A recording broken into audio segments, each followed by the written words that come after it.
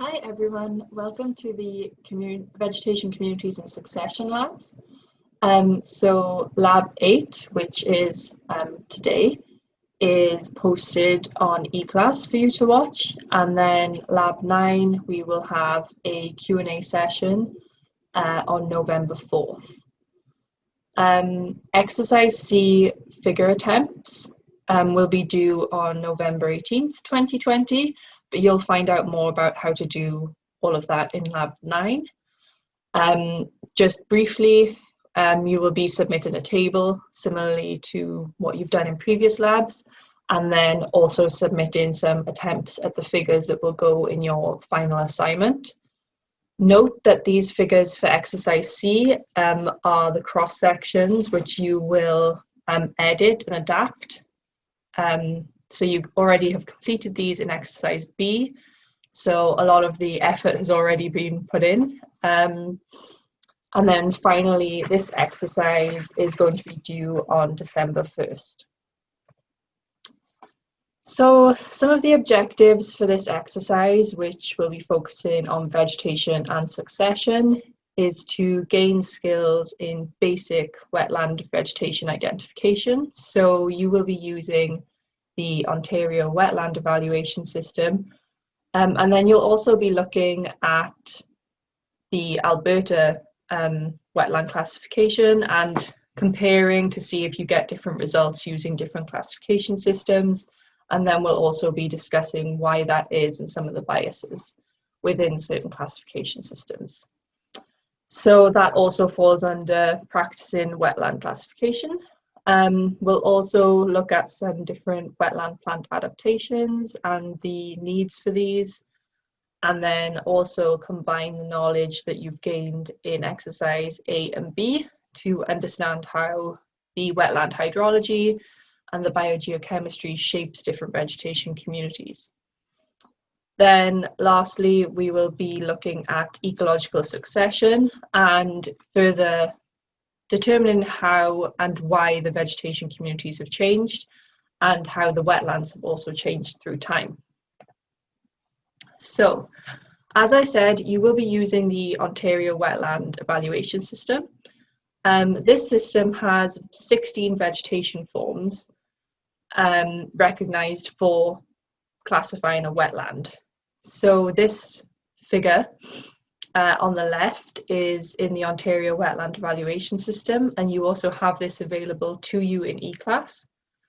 You can see there's the full list of the different vegetation forms. So we have deciduous trees, and then underneath each vegetation form is like the code that is used in OS to describe that vegetation form. So deciduous trees, they have a H underneath them, so that is the code that you would use. Then we also have coniferous trees, dead trees, that encompasses the dead deciduous trees, which would be DH, or dead coniferous trees, which would be DC. Then we also have narrow-leaved emergence, robust emergence, tall shrubs, dead shrubs, low shrubs, broad-leaved emergence, floating plants which are rooted, free floating plants, so these are not rooted underneath substrate, submerged plants, ground cover or herbs, herbaceous plants, and mosses. So you'll notice there's actually 15 on the left because the dead trees includes 2 forms. What is missing from this is U, which means it's unvegetated. So there's several different vegetation forms here, and the vegetation forms that are considered to be woody species, so these are trees and shrubs, they also have height restrictions. So for you to consider a vegetation form a tree, it must be over 6 meters in height. If the vegetation is between 1 and 6 meters in height, it does not constitute a tree, it's a tall shrub. And then if it is less than 1 meter in height, this means that it is a low shrub. And also an important note to make is that these heights are the heights at the time of the observation, not the potential height that the plant might reach one day. So you will have, well, if we had been able to attend the field trips, you would have had a form, a data sheet that you would have been filling in. And as you fill the data sheet in, we would have entered these different vegetation forms that we see present at each of the wetland zones. However, for you to enter it into the form and to be considered part of the vegetation community of the wetland, the vegetation form must be present in approximately 25% or over of the entire vegetation community. So that is absolute coverage.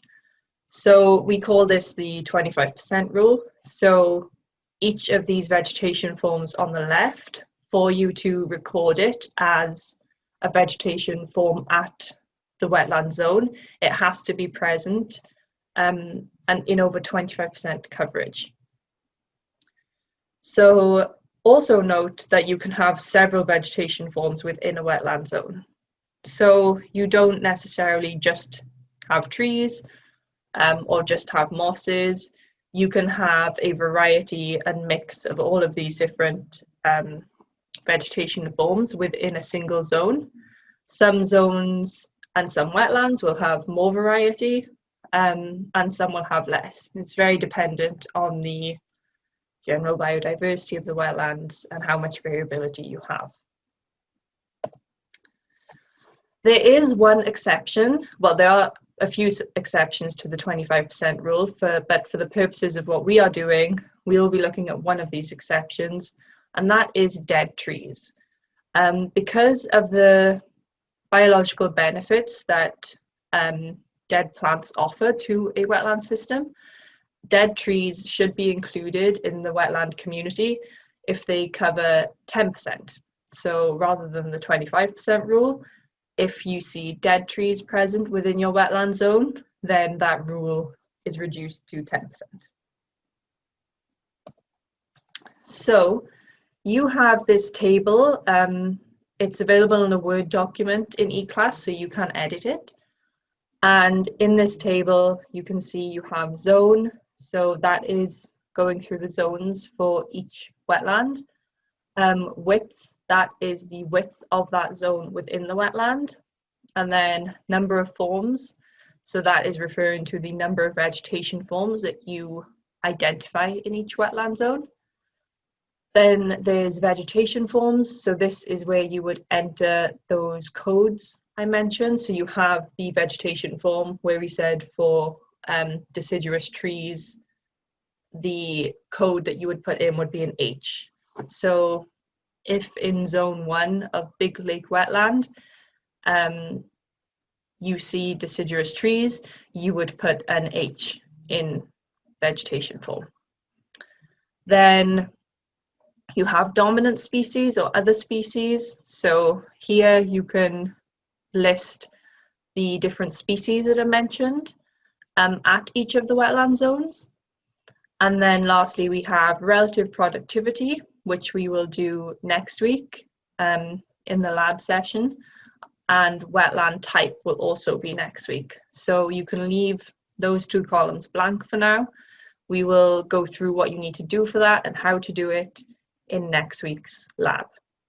So for today's lab, I want you to watch the rest of this video. You will see Kevin and Tracy going through each of the wetland zones and describing the different vegetation forms that they have identified and also the different species. So go through it, feel free to pause whenever you need to, and then enter the information in this table. They also go briefly through some of the adaptations, so I would recommend making notes on this where you can. Once you have filled in most of the form and watched the videos, also make sure that you highlight the dominant vegetation forms for each zone. So you can do this however you like. If you decide to write handwrite into this table. You can circle them or asterisk them, and then if you do it digitally in Word, you can always bold it or something to highlight which vegetation forms are dominant.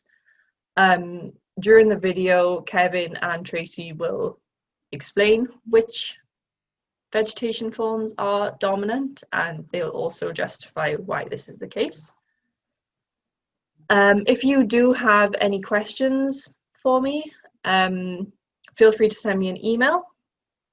So now you can crack on with the video. Hopefully you can hear over some of the strong winds that were blowing during the trip.